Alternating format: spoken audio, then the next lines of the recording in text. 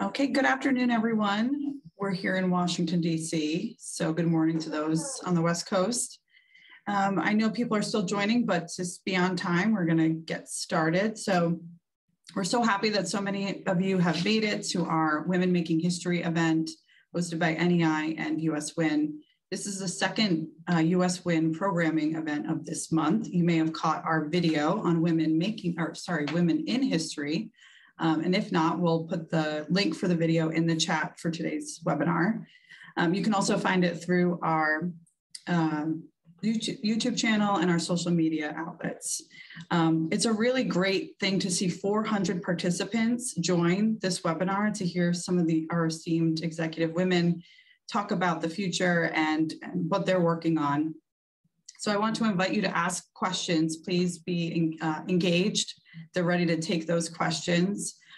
For some housekeeping, we'll ask you to put the questions in the chat, and then myself and my colleague Allison will feed those questions to the moderator when they're ready to take them. So you can ask questions at any time, but we're going to take them towards the end of their pairings. I also want to announce a third event that's happening at the end of this month. Our partner in Atomic Allies, NAYGN, is going to host a trivia on Women's History Month. And you can take all the things you've learned today in the webinar through our social media trivia and the Women Make in History event to put that knowledge to the test at the trivia event at the end of the month. We'll provide some more details about that at the end of the webinar. And then to kick us off, I just want to thank our speakers and moderators who are joining us today. We're happy to have Kathleen Barron, Executive Vice President and Chief Strategy Officer of Constellation, Marcia Burkey, Executive Vice President and Chief Financial Officer at TerraPower, and Pam Cowan, President of America's Operating Plant Services at Westinghouse.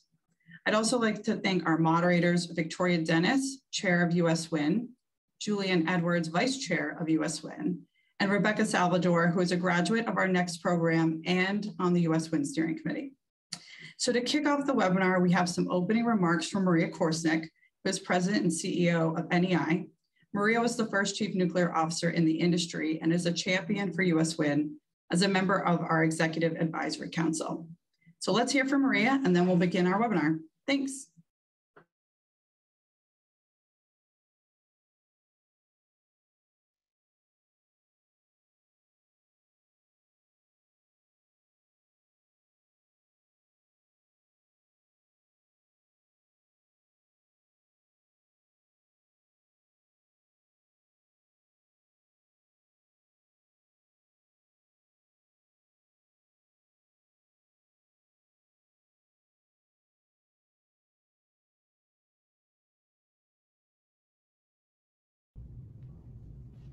It's truly a pleasure to be with you today to celebrate Women Making History.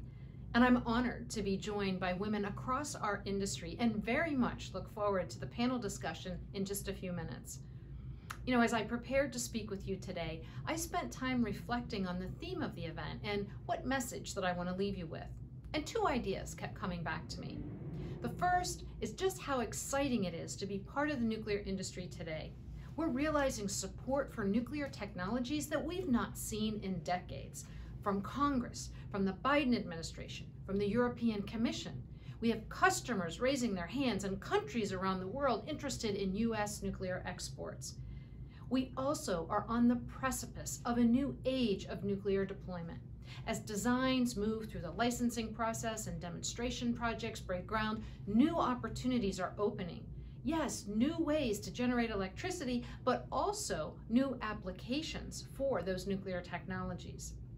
And the support that we're receiving and the innovations taking place are creating tremendous possibilities for the industry and for you as individuals. And that leads me to the second idea. Each of us serves as an ambassador, not only for the important role that nuclear energy will play in creating the energy system of the future, but also for the important role women will play in creating that future. You know, it's important to understand the big picture and take a global view. The job you have today at an existing plant that continues to provide a majority of the nation's carbon-free energy, or as a developer working on an advanced technology that will power tomorrow, your job is critical to building the future. Look for opportunities at your company to be an ambassador and support each other to be effective advocates for our industry. This is one of the important roles that U.S. women in nuclear plays. It's a chance for you to learn from each other, to meet people outside of your company, and to learn about where the industry is headed and what part that you can play. So now is the time to think big, to think about how you can contribute to the future of our industry. Making history isn't about staying where you are. It's about forging your path. I want to leave you with a quote that inspires me. Sarah Breedlove, also known as Madam C.J. Walker, was one of the first American women and first African American woman to become a self-made millionaire. And she famously said, "Don't sit and wait for the opportunities to come. Get up and make them." And I encourage you to take Miss Breedlove's advice and look forward, make opportunities for your growth and advancement. That's how you make history. Thank you.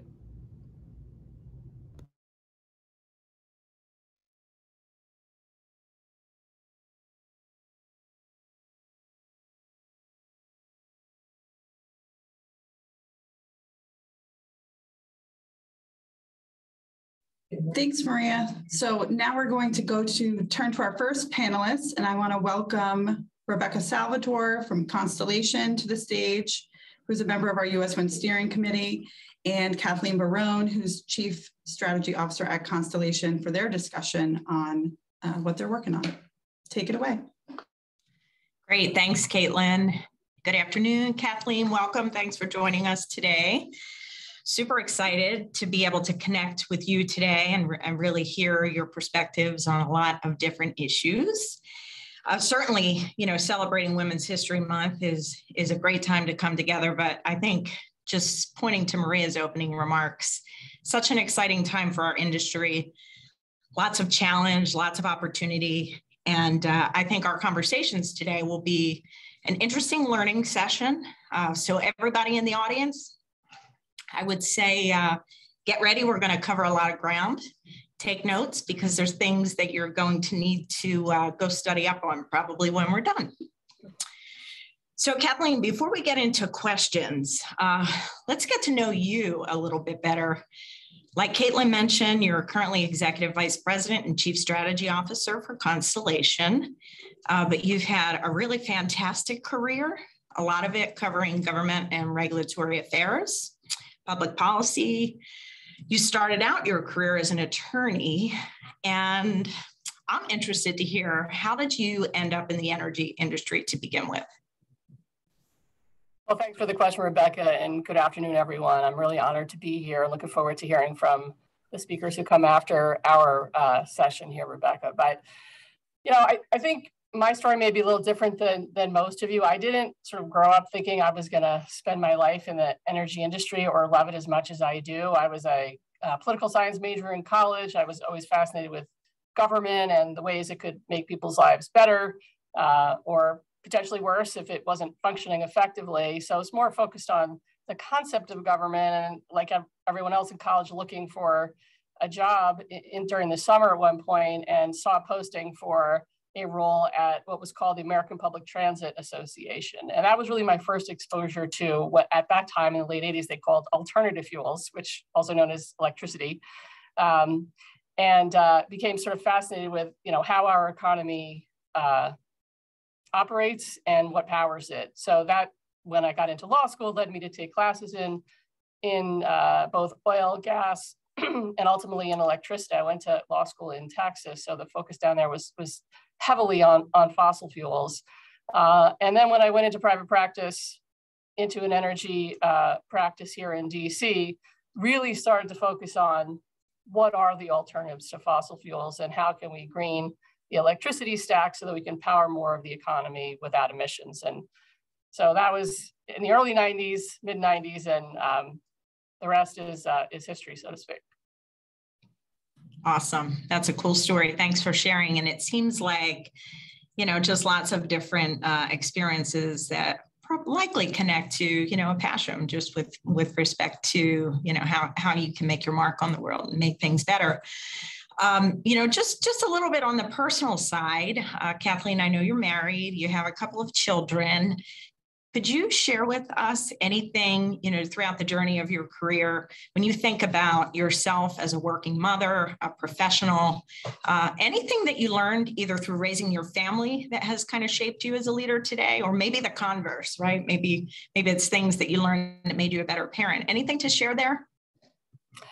Well, I guess I just want to start off by acknowledging, I recognize that we all sort of share this same perspective in that we're trying to raise children, participate in a family, and contribute to our society through the work we do every day. And so there's nothing unique about my story. I started having children early in my career, so that I think helped a little bit. I had 3 kids in 5 years, and I was having dinner with a young leader in our company who runs our philanthropy work, who now has the same sort of ages of children I had back then when I was starting out. And I just told her, I actually don't remember that period of my life at all. It's all kind of a blur, but trying to manage that and still, find a way to keep your career moving along.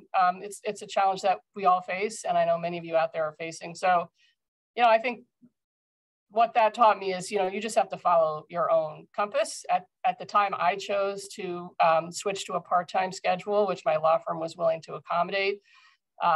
And that's what worked for me. But we have folks on our team here who choose to leave the workforce entirely for a couple of years, or to stay full-time and find another way to manage through it. Just sort of not letting the outside world tell you how to do it, but doing it the way that feels right to you and your family is sort of what I learned going through that process. Obviously, raising 3 young children teaches one how to multitask, do things quickly that don't require lingering, and to sort of tolerate people and understand that, they may not be bringing everything that's going on in their head to the table, that, you sort of have to anticipate that there may be things affecting their behavior that you don't know about. And treat them with grace and give them the benefit of the doubt. So of the things I remember from that period, that is one thing I'll offer. Excellent. So much of that resonates with me too. I mean, kind of a couple kids in a short period of time, multitasking. We've been talking about that, just some very, very basic skills that are things that really shape you, and the human aspect of, I love that part of your story. We have to treat each other like human beings, right? That's the person. It's not necessarily, sometimes it shows up at work in good ways, and sometimes it shows up maybe in not so good ways. And tolerance is a good way to describe how to react to that. All right, so we're going to get busy with a couple more strategy policy kind of questions. You've done a fair amount of work in your career around wholesale market design advocacy. You were involved in leading Exelon through the efforts to gain legislative support for ZEC programs to financially support some of our struggling plants. When you think about the current market structure, you think about ZEC programs were really designed to be temporary. They have expiration dates, could possibly get renewed, but we're not sure. That's in the future. What do you think our next big challenge is for the existing operating fleet? What do you think that we need to be getting educated on and focusing on right now? Well, I think you hit it, Rebecca. I mean, the strategy that we ended up using to try to get the states to open up their clean energy programs to be inclusive of nuclear was one that we headed down after we sort of faced the reality that Maria mentioned. I've been here 12 years, and really the whole time I've been here, we've been trying to solve for this market gap where, we're competing in a market where we're treated the same as brown power, we're providing the same benefit as renewables, but we're not getting recognized for that benefit. And so, we looked at different commercial opportunities. We obviously looked at retiring some of the stations, which I'm obviously glad we didn't. And we ended up with this state strategy where we were able to work with the regulators in New York, Illinois, New Jersey. Other members of the group can acknowledge, I acknowledge have worked in other states. And so we've had this success at the state level. But all the while understanding that what we really need is a long-term price signal, and ideally we need a consistent price signal. So I'm looking at the U.S. Capitol out my window. We have tried over time to interest Congress in broadening their own clean energy policies to be inclusive of nuclear and haven't had much success there. But as Maria pointed out, things are looking a lot different on the back end of 12 years than they did on the front end. And the support that we have at the moment is really very encouraging. And while we don't have enacted federal legislation yet, we're closer than we've ever been. And whether that takes the form of a production tax credit or some sort of clean energy standard, a carbon price, I mean, there's a lot of different tools that could be used to provide that long-term price signal. And that is the ultimate goal, is to have something that will be consistent and will address the discrepancy that we've seen, and then let us sort of get on with the business of finding other ways to decarbonize the economy, both using our existing assets and hopefully lots of new ones. So since you mentioned the support that we're getting, kind of the way that the landscape is changing a little bit on Capitol Hill, let's dig in a little bit there. So last year we had Congress pass the infrastructure packages, which provided some funding and support and investment for nuclear. Then we have President Biden's Build Back Better plan. And you mentioned the PTCs, the production tax credits for nuclear energy being proposed under that. Can you share with us anything more that you know about those proposals and how likely, maybe they are to have a positive impact on both the existing operating fleet and new reactor prospects? Sure. The infrastructure bill, as you say, signed by the president on November 15th, and the Department of Energy is hard at work implementing a provision that was enacted in that bill to provide support to at-risk reactors, both ones that are not currently receiving support through another program, and then ultimately the reactors that are receiving support through early action by the states, which really benefits the whole country. So that program is on the cusp of being implemented, and Congress has already appropriated $6 billion for that purpose over 4 years. The Build Back Better bill, having passed the House, having some challenges, reformulating itself into a structure that will gain support of 50 senators. I don't think it's going to happen tomorrow, but I think the fact that there is a significant amount of support, not just for the production tax credit for existing nuclear, but for the entire package of climate tax provisions supporting new reactors, carbon capture and storage, hydrogen production, electric vehicles. I mean, just sort of, a large number of programs designed to move towards President Biden's goal of reducing emissions significantly by the end of this decade. Those could go through a revised Build Back Better bill to the extent one moves in this Congress, which it would need to by the end of September, or through some sort of standalone tax package that could be bipartisan. Many of these provisions have bipartisan support and could get to 60 votes as well. So a lot of folks, both at NEI and our company and across the industry, working to make sure that gets done. We're just going to have to wait and see. Obviously, our planet is facing, an enormous crisis in the Ukraine right now, and Congress is focused on that as well. They need to confirm a new Supreme Court justice, so they have some other things going on. But keeping the focus on climate is definitely high on our priority list. Thanks for sharing a little bit more there. Since you mentioned hydrogen, I figured we might as well go there too. We talked a lot about strategies to support the existing fleet. We have a number of, we have funding support from the DOE right now, kind of partnering with the utilities to explore hydrogen. A couple of us, I'm sure in the audience, Constellation included, we're looking for ways to build projects. So where do you see hydrogen going? And can you talk a little bit about the vision for how the generating utilities will actually be able to try to leverage hydrogen as a revenue stream? Yeah, this is one of the more exciting elements of our strategy and for other nuclear operators as well. I mean, we really see an opportunity here with the right policy support to use production of hydrogen at the nuclear sites to do two really important things. The first thing is to decarbonize other sectors that are difficult to decarbonize. It would be lovely as someone who makes electricity if the entire economy could be electrified. That's probably not realistic. So when we think about industries and heavy duty transportation, aviation, other sources that need a storable fuel, zero carbon hydrogen is clearly one of those solutions that's being used in Europe. And there's a lot of momentum to start using it in the US, not economic without the right level of policy support. So that's where we get back to that tax credit package being really important for the potential future for hydrogen. But the second really important point is we are rapidly trying to add new zero carbon generation to our system. And what that's going to mean is if we want to have a fully decarbonized grid in July, we're going to have way too much electricity in April and September and October. And so what can we do with extra clean energy? Right now, we're feathering the blades at wind turbines. You know, that's essentially like wasting clean energy. And instead of doing that, let's try to sort of equalize the production over the year by putting excess clean energy during the seasons we don't need it as much for customer demand into creating a zero carbon fuel that can be used in other industries. So it has all these interrelated benefits. And we're super excited as our other nuclear operators, as you know, in getting involved and trying to prove that this can work.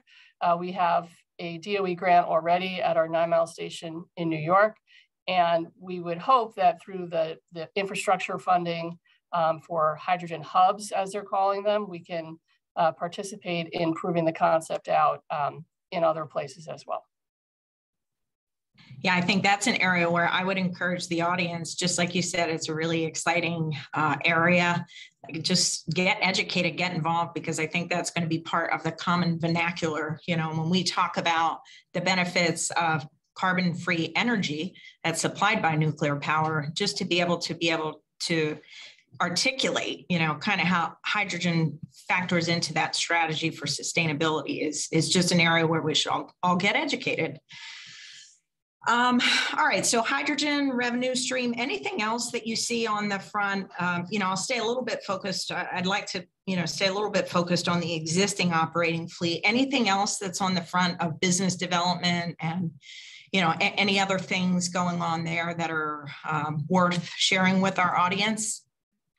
Well, one of the other things, you know, just unique to Constellation, we are largest generator of clean energy in the US, but we also have a large customer business. And so we provide energy and other energy products, electricity and other energy products to about 2/3 of the Fortune 100 and to, you know, thousands and thousands of both C&I and residential customers across the country. And we see a big opportunity for us to help partner with those customers and helping them decarbonize their operations the same way we've decarbonized ours, and offering them ways to both assess their emissions impact and mitigate it through energy management and through cleaner sources ultimately. So, you know, from a business development perspective, figuring out how we can continue to improve how we partner with customers and sort of bring them along is a significant focus. And one of the key aspects of that is making sure people understand that sort of buying RECs or renewable energy credits or emissions-free energy credits to match your annual consumption of electricity is really not decarbonizing. What you need to do is be matching your purchase of clean energy during the hours you are using the clean energy. We normally call that a 24/7 product or a load matching product, where we're matching the clean energy to the consumption in the hour, which sort of is better reflective of the impact that a business is having on the environment through acknowledging that sometimes it uses a lot more and during times when the environment is more vulnerable than when it uses power in the middle of the night in October. So those are some of the things that we're focusing on. We announced a partnership with Microsoft to offer that 24/7 product, which obviously has a lot of computing power behind it. And a lot of folks internally working on that strategy too. Yeah, that's cool. And I loved your little tie into computing power with Microsoft. All right, so that seems, just kind of like the strategy is partnering with our constituents to help them also decarbonize is really a good segue into the next topic I wanted to kind of cover, which is ESG. And for our audience, if you're not familiar with what ESG stands for, it refers to environmental, social, and governance. And it's really policies that companies put in place, measures that they put in place to really be able to quantify and assess their impact beyond just the business, right? The environment, the local communities, the global, national communities, et cetera. So I'd like to hear your perspective, Kathleen. First of all, if you could just give us kind of the Reader's Digest version of what ESG actually means, like in each of those components, environmental, social, and governance. And also, can you help us understand why it is so important right now to businesses in general and the investment community? So environment, I think people often associate that with carbon, but obviously there are other elements to that, including conventional pollutants, your impact on water, the waste that is associated with your industrial application, nuclear or otherwise. So air, wastewater, and having an improvement goal is usually one aspect of a company's ESG strategy. In other words, how are we going to reduce emissions or improve our environmental performance over time? That's the E. The S has both an internal and an external view as well. So it refers to things like diversity, equity, and inclusion, workforce development, supplier diversity, how you're really showing up for your communities and your customers, and how your employees are being treated in your company. Are they valued? Are they developed? Are they supported? And that's broadly the S bucket. Governance, I think of as sort of most heavily focused on things like ethics and compliance and behaving as a good corporate citizen in all aspects of your operation. But some people will think about governance as more sort of oversight and how things are tracked and measured. And so there's different ways of thinking about the G part. But overall, they're really about what is your purpose? What are you here for? And is it a purpose that is aligned with improving the world, frankly? And for us, we have thought a lot about this as we've separated from Exelon and launched ourselves as a new company. And one of the ways we've tried to internalize that is in identifying what our purpose statement is and what our values are. This is something that companies do all the time. And we really worked hard to identify what is Constellation here for? And where we settled is we're going to accelerate the transition to a carbon-free future. That's what we're about. And so we talked about hydrogen. We talked about a number of other strategies, but that's our reason for being here. We have a number of values that we live by, including operational excellence, acting with integrity, but we added a new value for us this year, this spring as we launched the company, and we all carried around on our badge, it's on the back. Our sixth value is that we are climate champions. That is what we're here for. And we are going to contribute in any way we can to helping our customers, our communities, and ultimately, our society move to a lower emissions, hopefully zero emissions future. Thanks for giving us your overview there. I just wanted to comment. I mean, Maria hit on it too in her opening remarks. I personally think that is an area where women really oftentimes bring a little bit of a different perspective to the table. Even you just look at the kind of the history of the differences between males and females from a pure gender perspective, kind of the women are gatherers, men are hunters. We tend to often think about the impact of others as part of our decision-making without question. So I just, wanted to highlight that. I think it's probably germane to the Women's History Month discussion and really just the professional development and kind of value proposition that we bring through Women in Nuclear. So thanks for sharing that. So I just want to give a reminder to the audience. I have one last question for Kathleen, but if you have questions, please type them in the chat now.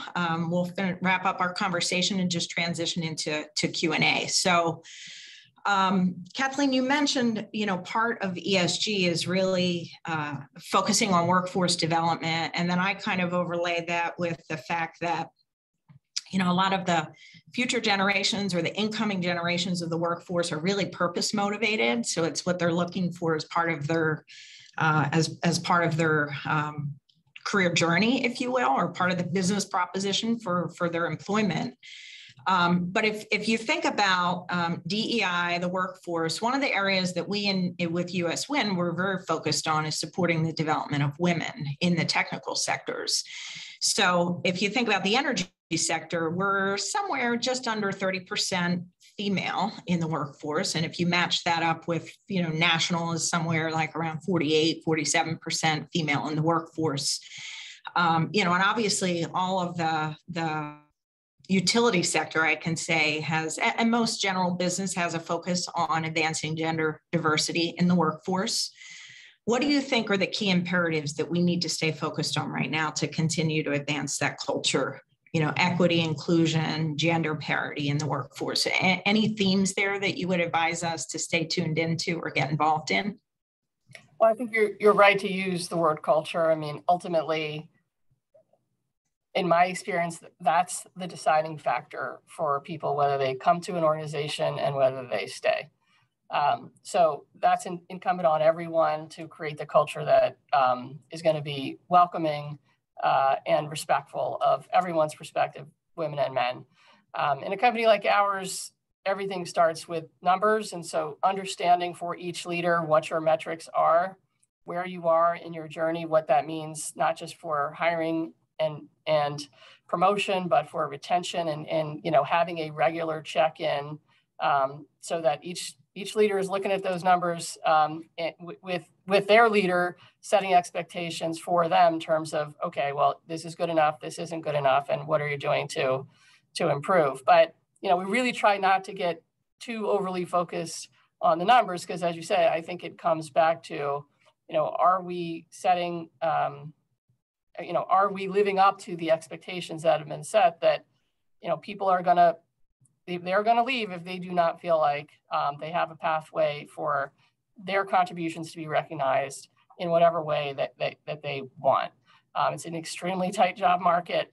Everyone is out there competing for talent, and our company makes no sense unless we continue to keep the good talent here. And so, I think, like many things, this starts at the top.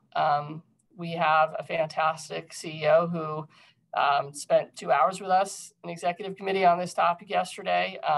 It's a focus for him. It's a focus for the leadership team, and it's as you say, throughout the industry, something that now investors and other people who decide what your company is going to look like financially are going to want to see performance on. So increasing your external disclosures and keeping the expectations where they need to be are some of the themes, I think, to sort of drive to the ultimate culture point that you made.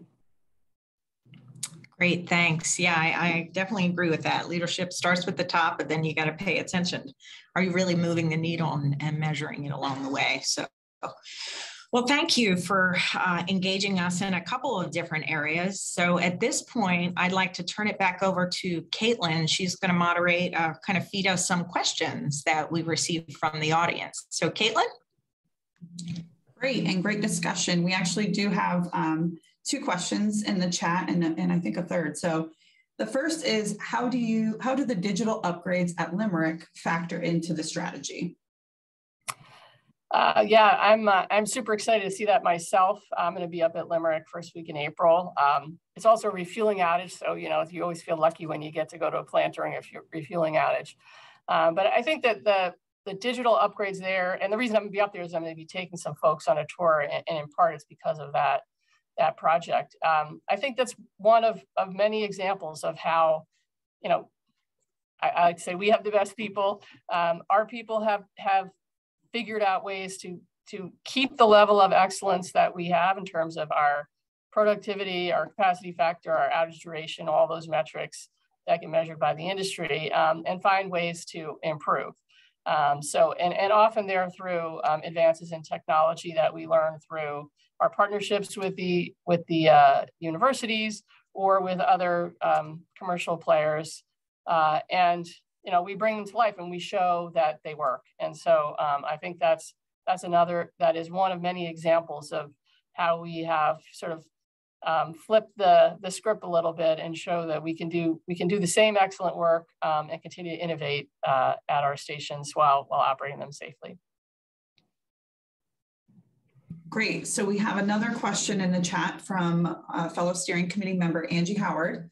She asks, while the administration and the Department of Energy is supporting nuclear energy, we still see the NRC with its 2 vacancies putting up some roadblocks, both recently with the new requirements for additional environmental review for second license renewal and for the uncertainty on licensing processes for advanced nuclear designs. Can you speak to those concerns? Yeah, I share them, Angie. I mean, I think the recent decision on the SLRs, the second license renewal, was sort of out of the blue and unexpected, and a little bit inconsistent with the sort of broader messaging coming out of the administration in terms of the importance of this fleet, not just because of emissions, but because of energy security, you know, given what's happening in the world. This is absolutely not a time when you want to be signaling that you want these stations to do anything other than run to the absolute last moment possible. But I do think that, you know, being a lawyer, I can sort of appreciate there was a legal issue that the current commission wanted to address, and they put the staff on a path to address it. We don't have any reason to think that there's any lack of support for the stations to continue to move towards second license renewal. The NRC is an independent agency, and you know, it's taken the steps it's taken. I hope that as an industry, we can continue to, you know, put the records together in these dockets and continue to demonstrate that, you know, the advanced reactor designs need quick review, the SLRs need quick review, thorough but quick review, and that we'll be able to continue to make our case that this technology is absolutely essential to our economy. Okay, and then we just have one last question from our vice chair of WIN. You mentioned the economics don't work for hydrogen without policy. Is there something, or is there anything specific we, the industry, or US WIN can do to contribute to making a change in legislation? Is there, I guess, a place where we can focus our efforts to support those needed policies? Yeah, I think, you know, just the evolution of the industry's appreciation of the role of hydrogen, you know, it is what it is. But I think now that, you know, we have more attention being placed on it, you know, it's a point that I would hope others in the industry could raise in their discussions with their policymakers as well, state and federal, that this is a key strategy for decarbonizing sectors that have a big impact on people's lives. And when I say that, I'm talking about buses and garbage trucks and other types of technology that you know, continue to run on fossil fuels, and a hydrogen fuel cell could be a big solution for. So educating policymakers, state and federal, about the role that hydrogen could play, and then ultimately making sure that, you know, when things are being considered, that the emphasis on supporting clean hydrogen remains just as high as it does on supporting both the existing reactors and the new reactors. Like this is a big part of the future of the industry, in my view, and sort of making sure we keep the emphasis on it when we're speaking with our policymakers is something that I think WIN members should be focused on as well.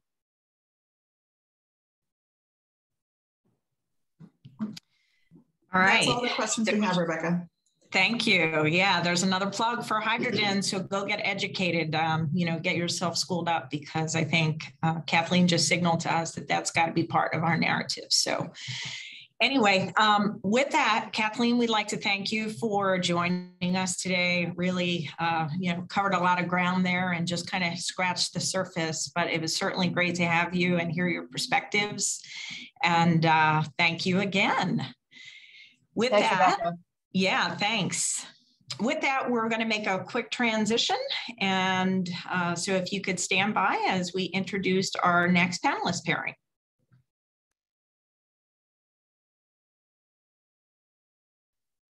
Thanks, Rebecca. So as we just make that transition, I want to welcome to the stage Marcia Burkey, who is the Executive Vice President and Chief Financial Officer at TerraPower. And she will be interviewed by Victoria Dennis, our Chair of US WIN.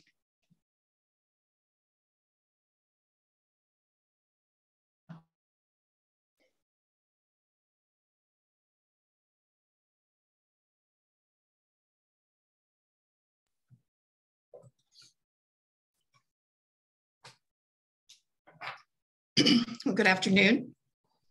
It's my pleasure to introduce Marcia Burkey, the Executive Vice President and Chief Financial Officer for TerraPower.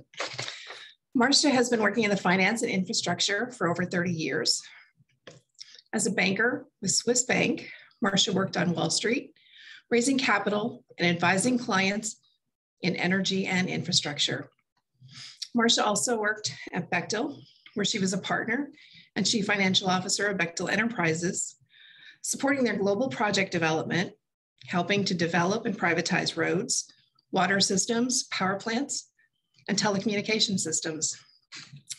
In 2013, Marcia joined TerraPower, where she's responsible for their finance operations, human resources, information technology, procurement and contracts, and commercial development.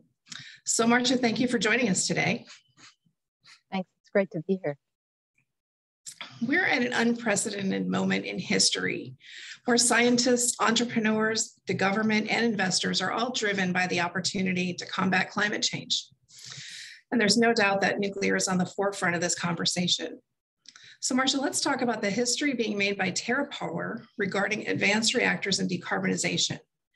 Advanced reactors had the stage a few years ago, and then DOE pulled funding. So do you feel it's going to be different this time, and why?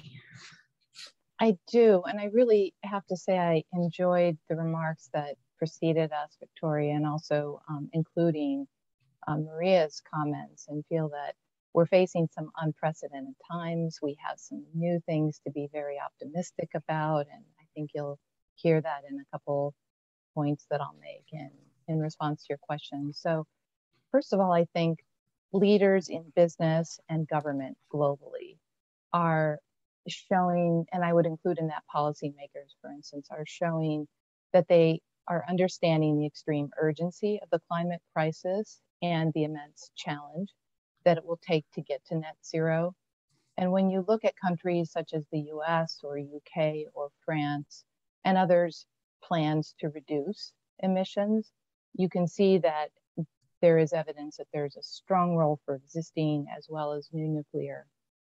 And as I watched, I wasn't there, but as I watched the events unfold at COP26 recently, I also saw some developments that brought some optimism. For example, there are now over 110 countries who have committed to net zero between 2040 and 2070 as their targets. And I think that represents something close to 65% of global GDP, which is really outstanding. And we're also seeing that the Glasgow Finance Alliance has come together with 130 trillion, with a T, trillion, of private capital that's committing itself to energy transition as well. So I think these are some important developments we saw coming out of COP26. And then when you look closer to home, we see that we finally have a national energy strategy. So of course we know that that's 2035 for electricity and 2050 for the economy as a whole. And that's a giant step forward. And in line with that, DOE initiated their advanced reactor demonstration program, and TerraPower, working together with GE Hitachi, is an awardee under that program. But after that was announced, Congress followed by authorizing it and appropriating substantial funds across two administrations. So it was born in the Trump administration, reauthorized and appropriated under the Biden administration.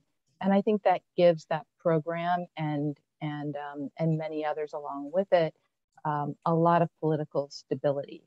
So that I think is another difference. And then finally, I mentioned we're an awardee under the Advanced Reactor Demonstration Program.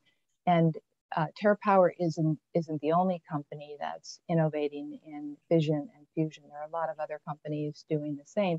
And together we're advancing our designs, we're working through our licensing process and our supply chain development, and investing billions of private dollars, in our case, alongside DOE for the ARDP, but in other technologies as well. That's great news. So regarding decarbonization, is there some perfect equation or balance to the use of nuclear, carbon capture, and electrification? I think we can't leave any clean energy technology on the sideline in this fight. There are a number of important considerations. I'm probably not the best expert to talk about ideal balance, but I can touch on a couple considerations that we certainly think about as we develop our technology. And I would start with the grid. So we know that decarbonizing the grid is vital to mitigating climate change. So here in the US, for instance, we just heard Kathleen talk about this, that our energy system is going through tremendous change, and the grid across the country will rely more heavily on wind and solar or intermittent sources. And as we work together with our partners on the Natrium plant, it's specifically designed to address that issue and to integrate into a grid with high levels of renewables. So for example, the Natrium technology uses high temperature heat from the reactor because we're a sodium fast reactor in our technology, but we can transfer that heat to a molten storage system that can retain huge amounts of energy, levels of magnitude higher, for instance, than battery facilities. And that stored energy can then be used to power the grid when wind or solar is not available. So it can either supply directly to the grid or can store power for later use if wind and solar is the preferred energy source. And this reminds me that Breakthrough Energy, which is another Bill Gates effort, released a report, I believe it was in Nature Energy, and they showed that while renewables are effective for initial stages of decarbonization, as we've seen rolled out in many countries, including our own, once they represent over a majority, then you do need the firm generation in order to stabilize and make reliable the grid. And by doing so, you can have a transmission grid that is overall smaller because wind and solar are often distributed sources. And so that helps with speed to market because we know transmission is both expensive and time consuming to permit. So I think for these reasons, but also for the retirements that we will see with coal and gas, we see that nuclear will play a much larger role in the grid of the future. And I'll just mention another point for consideration, which is affordability. So here in our own state in Washington, along with other states, utilities are increasingly putting together their integrated resource plans and rolling those out and looking at the energy mix of the future. And in our own state, Energy Northwest came to see us and talked to us about their plans. And they showed us that to comply with Washington State's clean energy standard, it's a 2030 and 2045 dual standard, that Energy Northwest had to conduct a comprehensive review and look at different scenarios, including a scenario with 100% greenhouse gas emissions reduction. And when they integrated nuclear into that scenario, they found that they would save nearly $8 billion per year than the scenario without integrating, with $8 billion annually. And of course, that value stems from those resources' ability to provide the firm capacity that I just mentioned and avoid the large overbuild that's required to back up renewable sources. So I think if we are to achieve deep decarbonization most anywhere, it will likely only be possible and affordable if you have that firm capacity that can be built in the region. And I think nuclear plays a huge role in being able to develop that firm and reliable always-on capacity.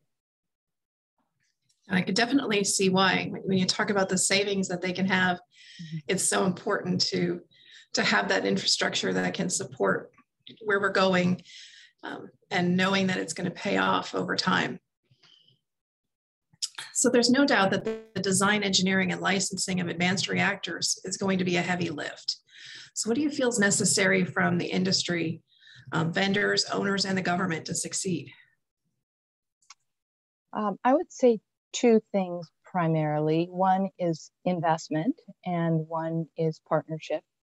I think both of these are really important to the ongoing success of advanced nuclear technologies, particularly as we move more into a deployment phase than the R&D phase. And to do this, we're going to have to make sure that we listen to the market and meet the market's needs. And we develop teams from our supply chain to our construction teaming and technology development and operations that can succeed. You all probably saw the news last June that we announced our ARDP award requires us to transition. It's effectively a build, own, operate, transition model. And we're going to be transitioning the plant once we build and commission it to PacifiCorp in Wyoming. And so we bring in that capability there on the operations side. And it also touches on energy justice because we're going to be redeploying the energy needs of the area from coal, which is planned to be retired, both the mine and the plant, to advanced nuclear. And so we need to have this kind of collaboration and partnering to accomplish energy transition.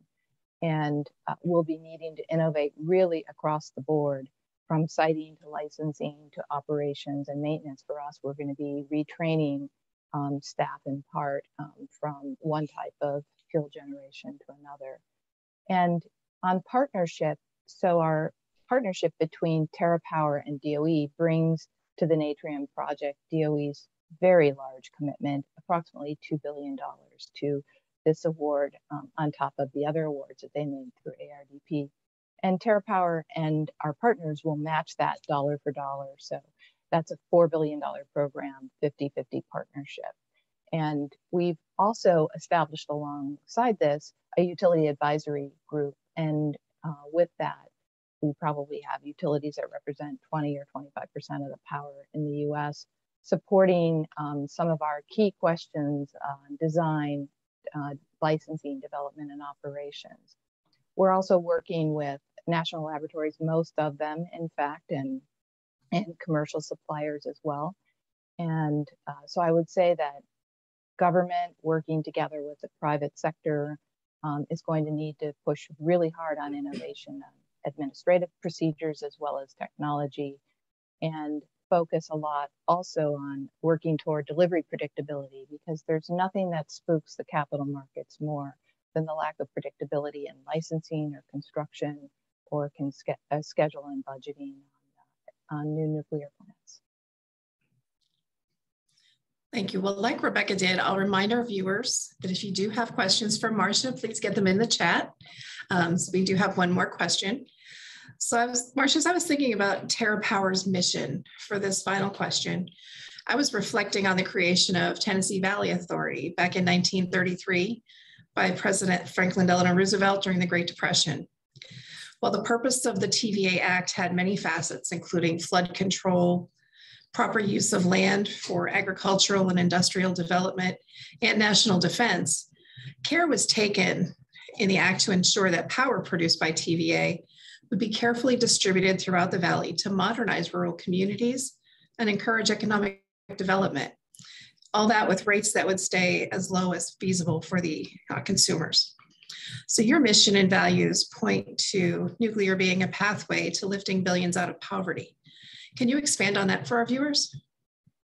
Yeah, it's so interesting that you talk about that, Victoria, because when I was listening to you, I was thinking, you know, maybe very little has changed. I know that utilities focus on meeting the needs of their end users, and also they, you know, often have locals who are investors as well. So they want to provide a fair rate of return and do it safely, and also develop and retain their talent. And when TerraPower started about just over a dozen years ago, you're correct that we started with the goal to find a path to baseload power that would lift people out of energy poverty and thereby elevate economic development as a whole. So many of you know Bill Gates is our chairman, and we are separate, of course, from the foundation. But I think his work in the foundation gave rise to the need for how important economic development is. The UN, by the way, does some really excellent work in this regard, and they demonstrate that you need power consumption of somewhere around 4,000 annual kilowatt hours to just meet basic living standards. But still, billions of people around the world are living without access to reliable or any electricity. And that means that there's no power for major infrastructures, for schools, hospitals, homes, businesses, communication, food, or storage of medicine, and more.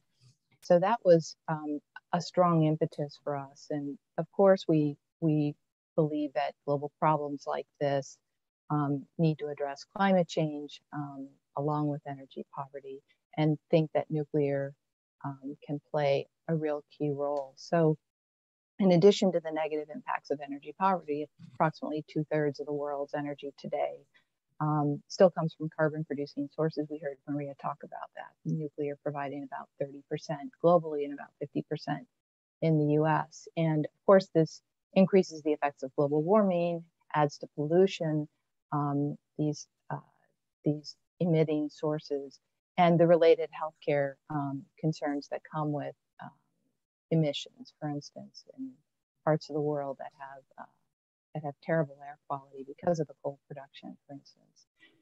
So I would say another advantage of advanced nuclear is that it not only can provide reliable and carbon-free energy to power electric grids, but can also provide the high heat in some of the technologies, which can be used for industrial processes that currently rely on fossil fuels, and also other aspects such as desalinating water, providing district heating. We can deploy our heat directly for something like district heating.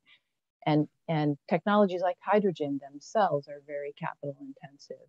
And we're also looking at the potential to get into deeper decarbonization in, say, petrochemicals and steel by the use of some of these high temperature technologies.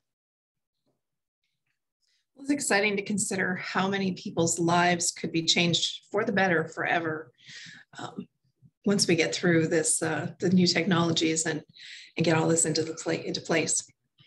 So thank you, Marcia. Let's see what questions our viewers have for you. Hi, Marcia. There's one question here. You previously worked on Wall Street. Mm-hmm. And as we're working to change the minds of the investors to see nuclear as a worthwhile investment, what can we do? What kind of narrative can we communicate to improve their view of nuclear as an investment asset? That's a really, really great question, and something that I think about very often. I would start by saying that the work that's we're seeing come to the fore more now. NEA, IEA did some wonderful work on this last year that highlight that nuclear is the most affordable source, not comparing against something, but just is the best affordable source because of its long life extensions, its high capacity factors. And there's been great work done. I think Carnegie Mellon just did some great follow-on work there. So I think touching on affordability, I think work like Ken Caldera did on looking at what grid would be required if you had, more than 70% renewable sources, which is really untenable, versus one for which you have some stable and reliable sources. NEI has produced some great sound bites supported by good work on things like waste. When I've had visits, for instance, in Congress, I actually heard one senator ask me, well, what do we do about this waste problem? It's all over my state. And I just had this vision of grass, right? And, like really, literally everywhere you look out any window, you see it, and in the way that she described it. And, NEI, puts that in a visual of, a football field. I think it's, 10 yards high or something in that range. I've heard another utility say that you could put all of the waste from one plant, cradle to grave, in something the size of a 7-Eleven, and the whole fleet US wide, cradle to grave, in something the size of a Walmart. And those kinds of visuals, I think, really help people to understand this is not the problem they think. Of course, we have a long-lived asset that we need to deal with safely, but it isn't all over the place. It's very contained and controlled and fully accounted for. So imagine if every bit of particulate that went into the air from burning coal had been fully contained, controlled, and accounted for, right? We wouldn't lose 1 million people a year to lung cancer. So I think Maria challenged all of us to be ambassadors, and I think trying to understand ways to communicate nuclear's advantages that are understandable to most people. There was some great research done by Anne Visconti for years, decades actually, and she showed that the closer you live to a plant, the higher the favorability. And that always struck me as interesting, but I think it's because they have access to really good information. And they've been taught it probably since their 2nd and 3rd grade field trips, right? And they have uncles and aunts and cousins who probably work at the plant that can share their own experience. So I think that also applies to Wall Street. And I'm definitely seeing a greater acceptability. There are still those who have nuclear in some category with, tobacco and weapons, right? That they just don't have it within their portfolio permissions to invest in. And I think, that's going to take more time to work through, but I think that's a smaller and smaller minority of those that we talk to. That's a great challenge for us to continue that conversation after this webinar, as we are all advocates of nuclear, to make sure people understand the impacts of waste from carbon sources compared to nuclear. Thank you for putting that into great perspective for us. Were there any other questions, Kaitlin? Yep, we just have one more. It's from one of our audience members. With the importance of the availability of electricity to our economy, lives, and national security, wouldn't it benefit the United States to maintain a diverse mix of generation sources? I would think that carbon capture to maintain at least some of our fossil generation sources would be very important, at least until new technology, fusion, new nuclear can come online. I completely agree. I'm not an expert in that area, but as you heard me say, I don't think there's any technology we can leave out of this fight. And there are, real job considerations and economic considerations and timing considerations, which might lead to that very conclusion. No debate on that from me. How about you, Victoria? No, I think diversification is so important.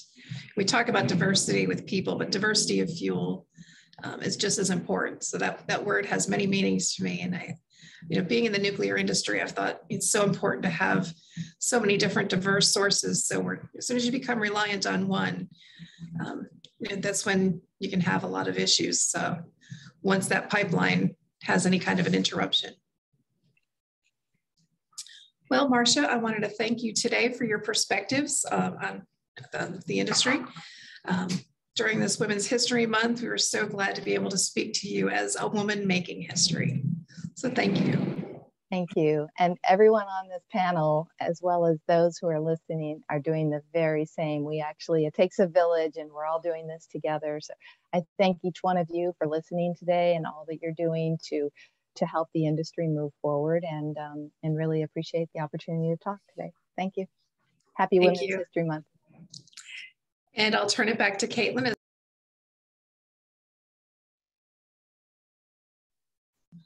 Okay, great. That was a great conversation.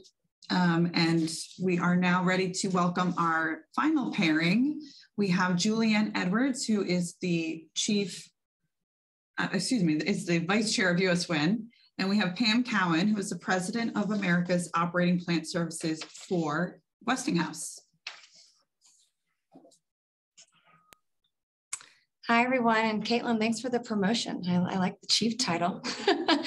But no, thank you everyone so much for tuning in today and taking time out of your busy schedule. I really know how hard it is to, fill that white space with events like this, because we're just so overwhelmed with a lot of shift change in our work schedules in our virtual world. But I really think, and I really want to encourage you all to continue to make space for events and webinars like this. Primarily because it not only educates and informs you and makes you more conversational on everything nuclear touches, but it also energizes you. I mean, just getting to know you, Pam, over the last couple of weeks in preparation for this gave me enormous energy and appreciation for what you have done, both personally and professionally. But I do want to allow the audience some time to get to know you and hear some of the stories that you shared with me. So, we've heard a lot from Kathleen and Marcia on ESG, climate change, and more specifically, the role nuclear plays. But I want to make that more around the fundamentals, like how are we taking, in the industry today, how are we taking things like fuels, technology, the operating fleet, and shifting that conversation to a reality. So let's first start with the operating fleet and the license renewal process that I know a lot of us are familiar with. For those that don't know, Westinghouse is a pioneer when it comes to pressurized water reactors. Over 50 years ago, they helped design and obviously led the deployment of our nation's first pressurized water reactors. But Pam, it has to be so exciting to see that initial fleet start to extend life to 80 years. So can you speak to a little bit of that to our audience today? I think it's very exciting to see not only some utilities start to extend their life to 80 years, but also to hear talks when I sit and meet with some of the executives in the industry about even 100 years. So we need these plants to stay operating. This is our nuclear industry. With the US, the hard reality is we're only building one new nuclear plant. Well, we're working on others, but in reality, we're not going to be able to replace these nuclear plants as easily as we might want. And so in order to keep the carbon-free benefits of nuclear available in this country, we need to continue to work on license renewal. Now, the good news is these plants are very robust. And so looking at the passive systems and some of the advanced technologies we at Westinghouse, as well as others, have been able to develop to do inspections and monitoring, that has really helped. And again, like I said, the plants are robust, and looking toward the future are implementing things such as more digital equipment. As Kathleen mentioned, the digital upgrade at Limerick, there's more digital equipment going in so that we can go for the long haul with these plants. So yeah, you speak a little bit to what Westinghouse is doing on how you're evolving your business, your company, your culture, your people to support these extensions. Do you want to go a little bit deeper into how Westinghouse is helping in that regard? Well, like I said, I mean, we are looking at advancements that can take us, for the long haul. So a lot of these plants still have analog systems in them, especially in the safety, in the safety systems. And when you look at digital, the diagnostic availability of digital and just the efficiency with digital, I think it's imperative that we move toward digital for the long term if we're going to run 100 years, 80 years, 100 years with these plants. So we are doing a lot in the area of digital with digital systems and helping with the upgrades. And as I mentioned before, as Kathleen had mentioned or was asked about the Limerick upgrade, we are partners with Constellation on that. And we're very proud to be testing the new regulations that the NRC or the new guidance the NRC has out for licensing digital systems. The other piece is, of course, the components and component replacements, and then looking at the monitoring of systems. Okay, good. No, thank you for sharing that. And we wish you guys the best of luck on that project. Thank you. Let's shift to technology and micro reactors. I myself am so fascinated by, a reactor that can be factory built, transportable, self-adjusting. It kind of blows my mind a little bit, but I'm more fascinated in the applications. It's not just commercial, it can be government, it can even, be in space application. I mean, tell us a little bit about your perspective on micro reactors and the applications and maybe how we prioritize and how it all fits into SMRs. Okay, well, I'm part of an all of the above strategy when it comes to nuclear, because I do think the benefits are there. And so we don't want to limit ourselves. I like obviously the large advanced passive reactors, such as the one being built and about to start up at Vogtle with Vogtle 3 and 4. I also am a big fan of the small modular as well as the micro reactors. I think they serve various roles. I think the small modular reactors, the walk-away safe type of design they are, the flexibility they have in how they operate and how they can work and interact with, say, some of the renewable technologies is great. And then finally, the micro reactors, this very small reactors that could replace carbon emitting sources in remote locations. I know that we at Westinghouse, we are working very heavily in Canada right now to look at what we can do there to help power things in the remote locations and reduce the carbon footprint. So it's an exciting time. They have a lot of applications, and I think that I think it's just very exciting for this industry. I agree, but a balance is correct. You're going to need the large scale pressurized water reactors and boiling water reactors, along with the SMRs and micros. But it's amazing just to see how many companies have come on the scene in the past 10 years. And I know it's going to be a large lift for the industry to kind of figure out how to plug and play all of those different advancements. So it'd be exciting to watch that evolve. But obviously a huge component of even that having success is fuel. And, when we talked earlier, the fuel industry has seen advancements, and I don't know if all of our audience doesn't know the depth of that. So can you speak to advancements you specifically have seen related to fuel? Well, I've seen over my career, I've seen us go from, fuel that leaked on a regular basis to basically almost a zero leaker, fuel. In other words, the designs, the fuel materials, they've gotten more robust. And as we look to the future, we're looking at accident tolerant features to make the fuel more resilient if you should lose coolant or have an event.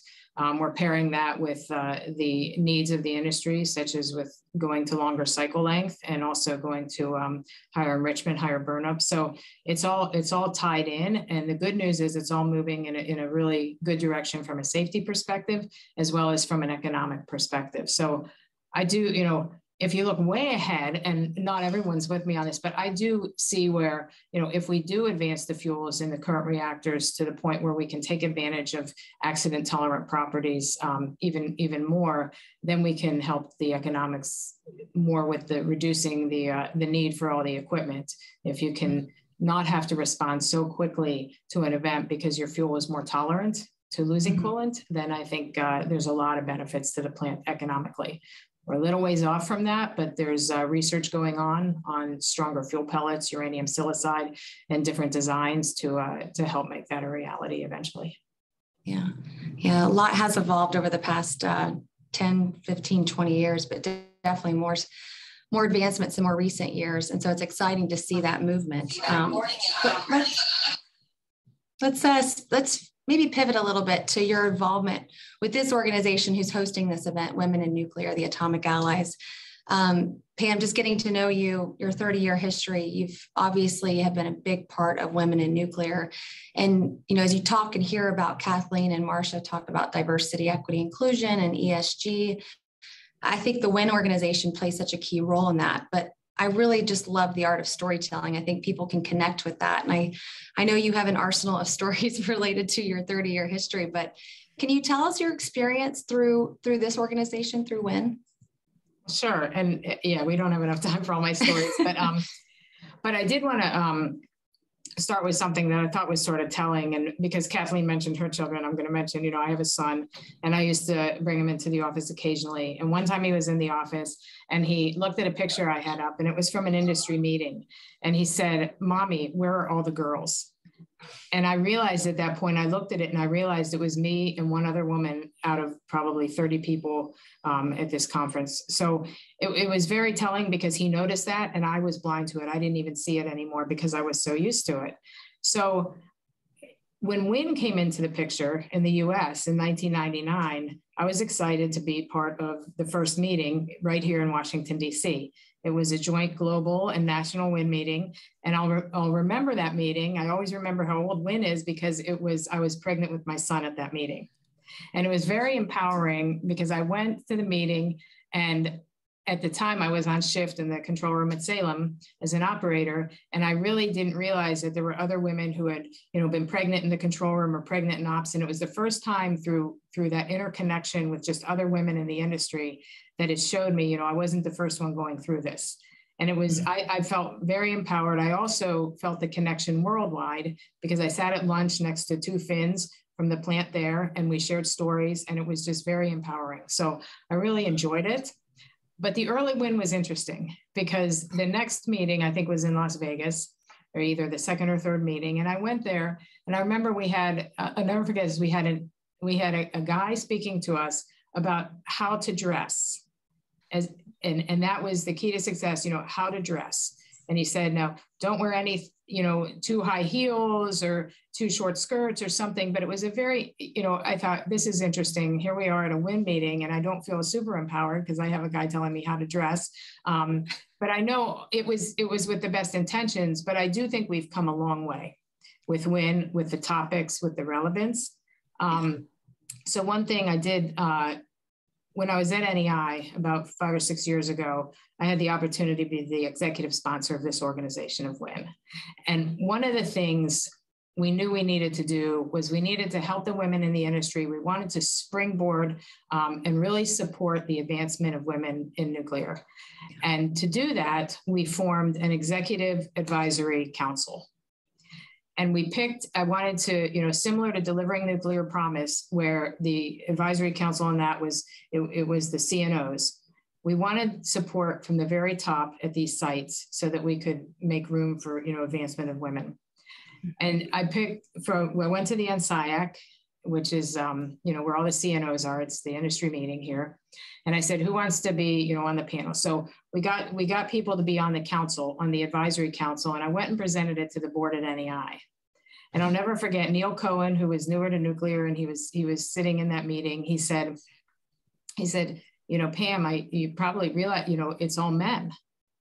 I said, exactly, Neil. That's somewhat the issue. So the whole point was there was not one female CNO at any of the utilities in the industry at that time. And that was 5 years ago. So we couldn't pick, we didn't have a woman to pick from. Now we did put Maria on it as head of NEI, and that brought us some diversity. But, I'm happy to say things are changing in the industry. I hope the trend continues. We do have 3 female CNOs in the industry now. And it's great to see not just that they're in the CNO positions, but they have diverse backgrounds. And so it's not just you have to do this cookie cutter mold. So it's just wonderful to see. And I really think WIN has done, made great strides. I think it's an important organization and I'm proud to be a part of it. No, we're so glad that you helped pave the way. And you and I spoke at a conference, the last in-person national conference in Chicago just a couple of years ago. And obviously the dynamics, the diversity has changed because when you and I were on stage looking out, I think it was like 85, 90% women. But obviously the diversity is important, right? Having both men and women in the room to kind of hearing those stories and seeing how we're trying to advance. So glad to see things have shifted from your first WIN meeting in 1999. And hopefully we'll continue to do that shift, right? But absolutely. And before we kind of go into questions from the audience, I guess one thing I'd love to hear from you is we've got so many women that are about to attend their first national conference in Richmond later this year in July, being hosted by Dominion and Framatome. For those ladies that are coming, if you could speak to them, if you could give them advice, career advice, what would you tell them before showing up? As I would tell anybody, just be confident. Be yourself and be that well. I love that saying. That was my son's high school saying for the high school he went to. But I think there's a lot about that, being authentic.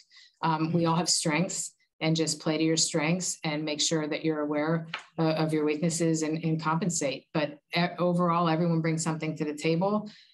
We need everybody. We need the diversity. And so I would just say, stay optimistic, not just with yourself, but optimistic on this industry. It's important. It's important to decarbonizing America and the world. And so I'm proud to be part of it. I'm proud to be associated with Westinghouse, who's definitely committed to the future. And I would just offer, be confident and stay the course. I agree. Couldn't agree more. And hopefully this session, this panel discussion gave people a little bit of energy, a little bit of inspiration to be more conversational. And with being 3 to 4 or 5 questions deep on these topics, you naturally will become more confident. So I'm hoping people pull that from today. But Pam, thank you so much. Very inspiring story, very informative. A lot of great information I hope people are writing down and will listen again later. We are going to do another transition. So I know Pam's going to take her camera off and I'm going to help close this out with our chair. But before we do that, I want us to shift to some questions from the audience. So Kaitlin, do you have any questions from the audience? We do have a couple of questions from the audience. The first is, in regards to life extensions and digital upgrades, could you speak to your thoughts on the importance of ensuring longevity and reliability of plant equipment?